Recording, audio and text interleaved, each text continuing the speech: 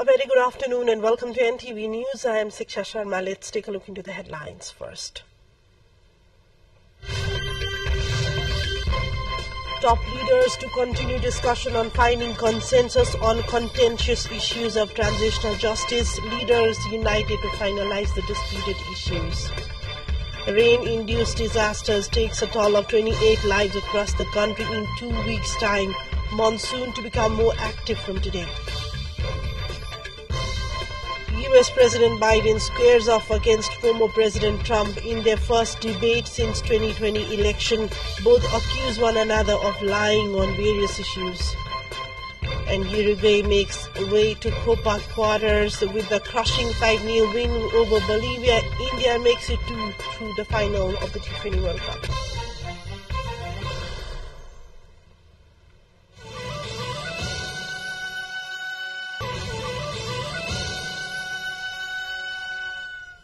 Welcome back to NTV News. We take a look into further updates.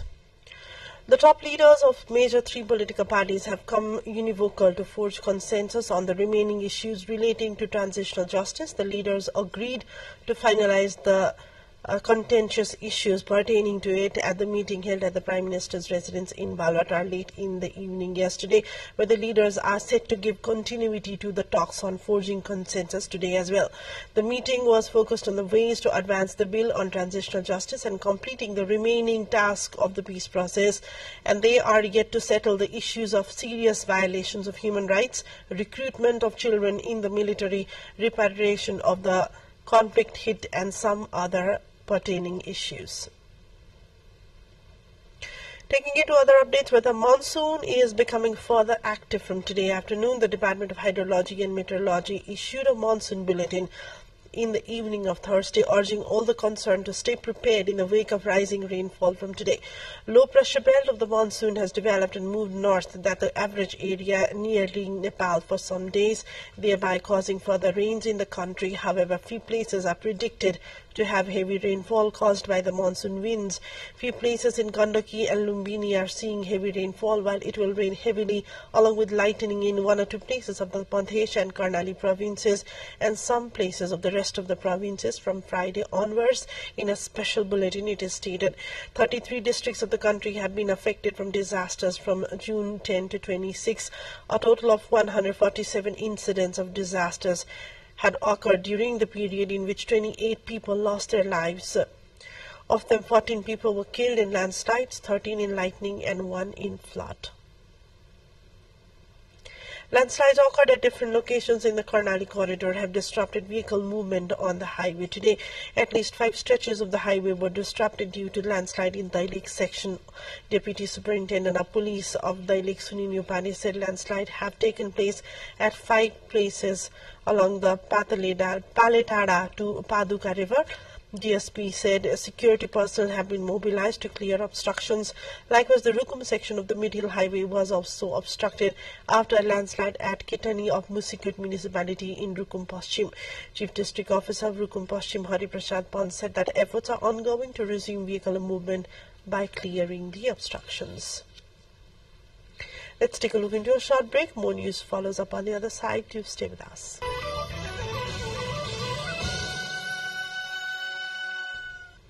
Welcome back to NTV News. We take a look into further developments. The Public Accounts Committee of the Federal Parliament has formed separate subcommittee to study a comprehensive part of the 2 new international airports in Bhairahava and Pokhara. Chairperson of the committee, Rishikesh Pokhriyal, shared that 2 separate parliamentary subcommittees have been formed to study and the Gautam Buddha International Airport in Bhairahava and the Pokhara International Airport. A 12-member subcommittee has been formed under the coordination of MP Rajendra Linden to study the Pokhara Airport, while an 8-member subcommittee has been formed under coordination of MP Yogesh Bhattrai to study the Gautam Buddha International Airport. The subcommittees will carry out on-site monitoring to study of the 2 airports to review why the projects of national pride and made with huge investment are not able to give returns.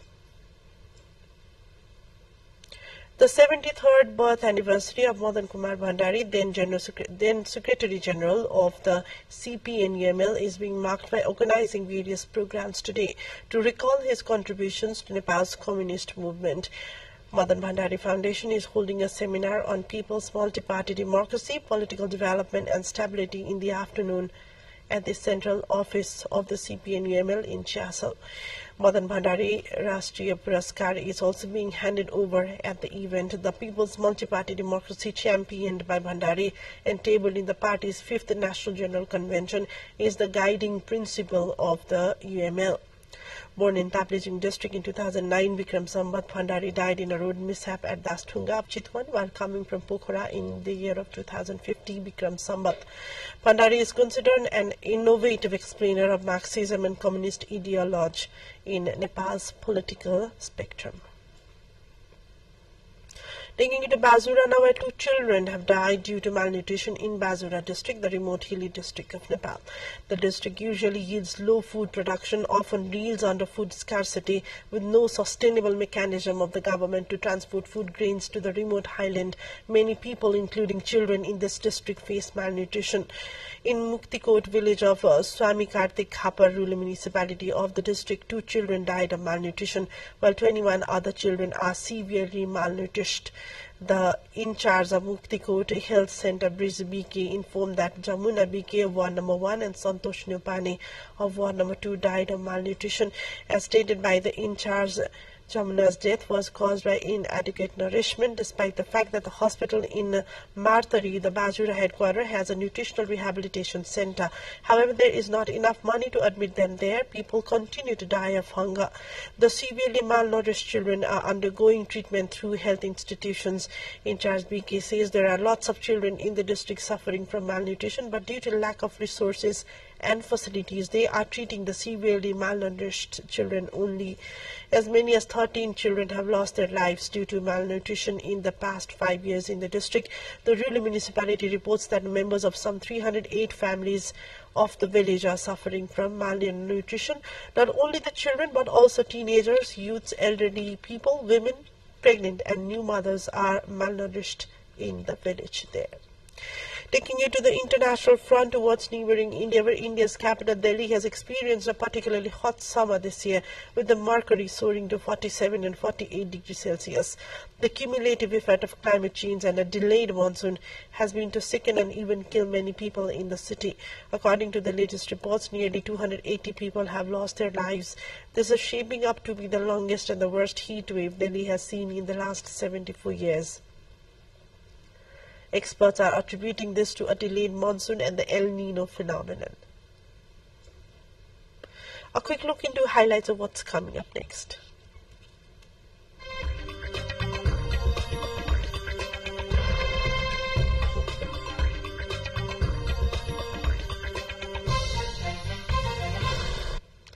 US President Joe Biden and former President Donald Trump have hit out at one another in a testy televised debate, the first of the 2024 election. The two rivals accuse one another of lying as they answer wide-ranging questions on issues including foreign policy, the economy, and abortion.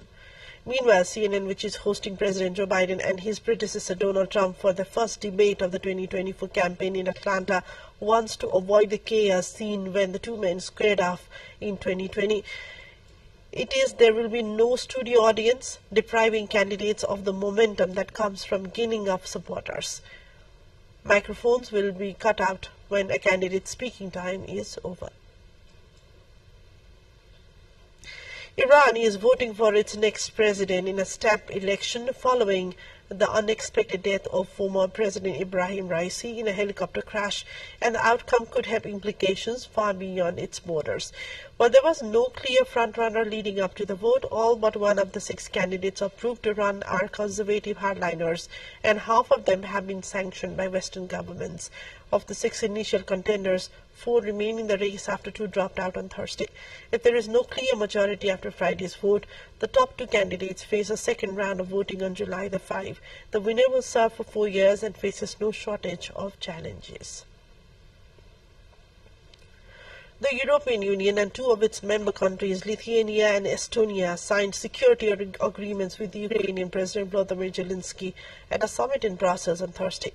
The agreement with the EU lays out the bloc's commitment to help Ukraine in 9 areas of security and defense policy, including arms deliveries, military training, defense industry cooperation, and demining. According to a draft reported by the Reuters, the fact, along with the documents signed with Lithuania and Estonia, is intended to complement other similar agreements sealed between Ukraine and its allies as it continues its defense against Russia's invasion. Countries including the United States, Britain, France and Germany have sealed such pacts with Kyiv earlier. A quick look into what's coming up next.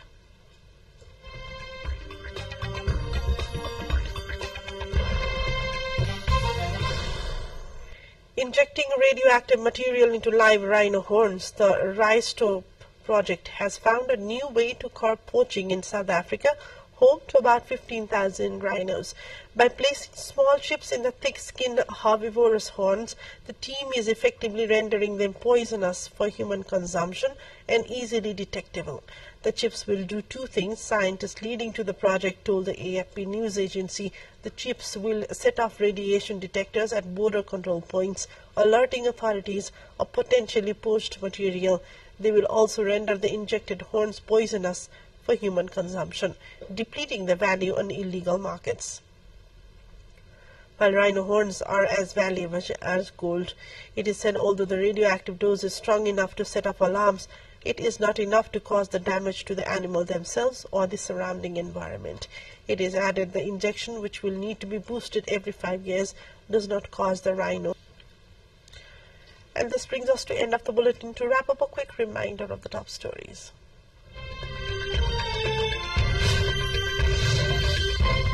Top brass of three major parties to sort out remaining work of transitional justice. Leaders united to finalize the contentious issues in consensus.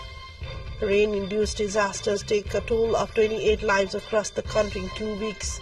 Monsoon to become more active from today.